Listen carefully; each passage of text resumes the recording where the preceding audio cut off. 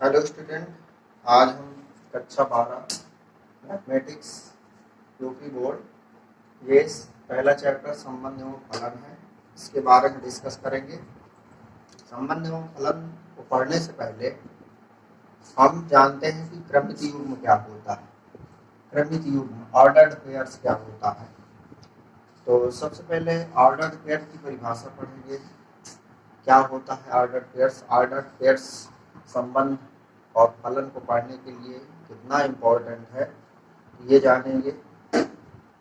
क्रमित युग्म दो अवयवों x और y से बने युग्म। दो अवयवों x और y से बने युग्म x कामा y। दो अवयवों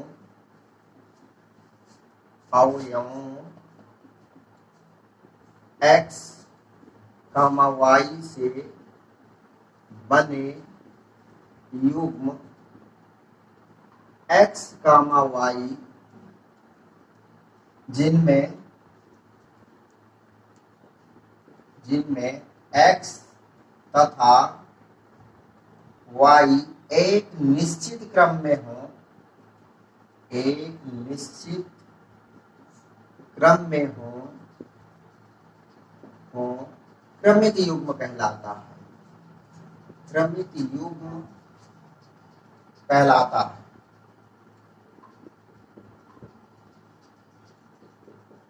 यानी दो अवयव x y, दो अवयव इसके लिए होने चाहिए। दो अवयव x कामा y से बने युग्म x कामा y, यानी इस टाइप के युग्म जिसमें जो है फर्स्ट एलिमेंट x हो और सेकंड एलिमेंट y हो, और ये ब्रैकेट लगा देते हैं कामा लगा के, तो ये एक युग्म बोला जाएगा यहाँ पर, जिनमें x तथा y एक निश्चित क्रम में हो, क्रमित युग्म कहलाता है। यानी कुल मिलाकर कहने का मतलब ये क्रमित युग्म यानी ऐसा युग्म जो क्रम से आच्छादित हो, क्रमित युग्म कहलाता है। इफ a कामा b और b कामा a लें, यदि दो युग्म हम ऐसे लें a कामा b और b कामा a, ये दोनों सेम नहीं होंगे। क्यों? क्योंकि इनका ऑर्डर सेम नहीं है, क्रम सेम नहीं। यहाँ a और b का क्रम अलग है और यहाँ पर b और a का क्रम अलग है। यानी दोनों कब बराबर होंगे? दोनों बराबर नहीं होंगे। यानी a comma b not equal to b comma a। यदि दो क्रमित युग्म ऐसे हों जैसे a1 कामा b1 और a2 कामा b2, ये दोनों कब बराबर होंगे? यानी ये बराबर होंगे इफ एंड ओनली इफ। यानी कब बराबर होंगे? जब दोनों का फर्स्ट एलिमेंट यानी a1 बराबर a2 और b1 बराबर b2।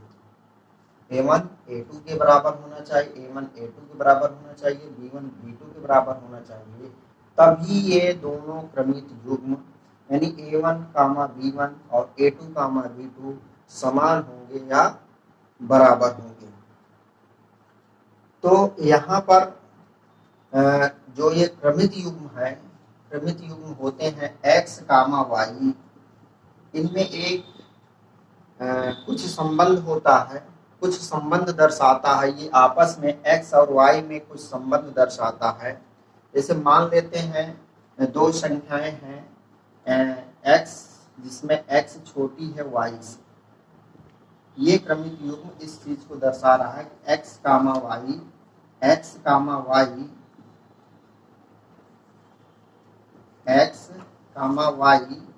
ये x और y में ऐसा ऑर्डर है, ऐसा क्रम है कि x छोटी है y से। तो यह y कामा x के बराबर नहीं होगी, क्योंकि y कामा x मीन्स ये है कि y छोटा है x से, जबकि यहाँ पर क्या है x छोटा है y से, और इस y कामा x पे मीन्स ये होता है कि y छोटा है x से। तो इसलिए ये दोनों क्रमित युग्म बराबर नहीं होंगे। यानी इसमें एक तरीके से जो है क्रम का महत्व होता है क्रमित युग्म में।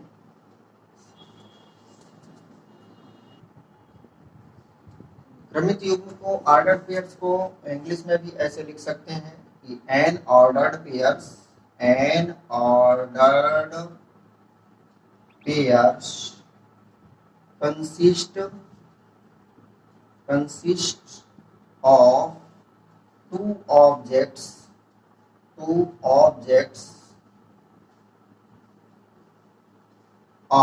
elements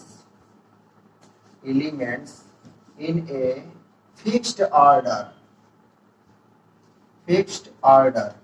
ये इसकी ऐसी परिभाषा हम दे सकते हैं, डिफिनेशन दे सकते हैं कि एन ऑर्डर्ड पेयर्स यानी एक ऑर्डर्ड पेयर्स क्रमित युग्म कंसिस्ट ऑफ टू ऑब्जेक्ट्स और एलिमेंट यानी दो ऑब्जेक्ट और एलिमेंट्स को कंसिस्ट करता है इन ए फिक्स्ड ऑर्डर, यानी फिक्स्ड ऑर्डर में कंसिस्ट करता है।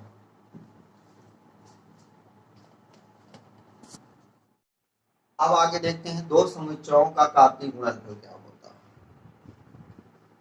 मान लेते हैं दो नॉन एम्प्टी सेट हैं, सेट ए और सेट बी। ये नॉन एम्प्टी लेते हैं यानी जो अरिक्त समुच्चय हैं, यानी जो रिक्त समुच्चय ना हो एक तरीके से, ये नॉन एम्प्टी सेट ए और बी लेते हैं। तो ए और बी का जो कार्तीय गुणनफल होता है उसको ए क्रॉस बी से डिनोट किया जाता है और डिफाइन क्या किया जाता है, इसमें वे सभी एलिमेंट होते हैं, वे सभी एलिमेंटों का सेट है ये ए क्रॉस बी, यानी कार्तीय गुणनफल वे सभी ए कामा बी टाइप के अवयवों का समुच्चय है जिसमें ए बिलोंग कैपिटल ए और बी बिलोंग कैपिटल बी। तो दो समुच्चयों का, दो अरिक्त समुच्चयों ए और बी का कार्तीय समुच्चय उन सभी क्रमित युग्मों का समुच्चय होता है जिसमें फर्स्ट एलिमेंट सेट ए का एलिमेंट होता है और जो सेकंड एलिमेंट बी होता है वो सेट बी का एलिमेंट होता है। A cross B equal to set A comma B, यानी इसके जो एलिमेंट्स होते हैं वो क्रमित युग्म के टाइप के एलिमेंट होते हैं, यानी ए कामा बी टाइप के एलिमेंट होते हैं जिसमें पहला अवयव सेट ए का होता है और दूसरा अवयव स्मॉल बी जो यहाँ पर लिखा हुआ है ये सेट बी का अवयव होता है। इसका होता है सेट बी का अवयव होता है। तो यदि if A is equal to 5 या बी इज इक्वल टू 5, यानी दोनों में से कोई अगर एक सेट जो है रिक्त समुच्चय, वाइट सेट और नल सेट रिक्त समुच्चय है, तब इनका कार्तीय गुणनफल 5 होगा, यानी A cross B equal to 5 होगा। अगर ए बराबर 5 या बी बराबर 5 है तो इनका जो कार्तीय गुणनफल होगा यानी Cartesian product of sets A and B is equal to 5।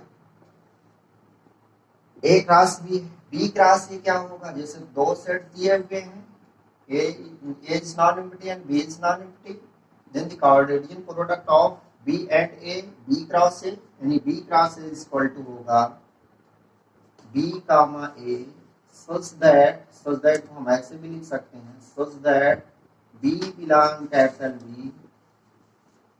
and A belong capital। तो इसमें देखिए B क्रॉस A में B कामा A टाइप के एलिमेंट हैं और A क्रॉस B में A कामा B टाइप के एलिमेंट हैं, जहां पर ये स्मॉल b कैपिटल बी यानी सेट बी का अवयव है और स्मॉल ए यहाँ पर जो है सेट ए का अवयव है। तो यहाँ पर ए क्रॉस बी में जो यहाँ पर अवयव लिखे हैं यानी ए कामा बी और यहाँ पर बी कामा ए के टाइप का के अवयव हैं, तो निश्चित रूप से हम कह सकते हैं कि A cross B not equal to B cross A, यानी ए क्रॉस बी और बी क्रॉस ए दोनों सेम नहीं होते हैं, दोनों अलग अलग होते हैं। क्यों? क्योंकि यहाँ पर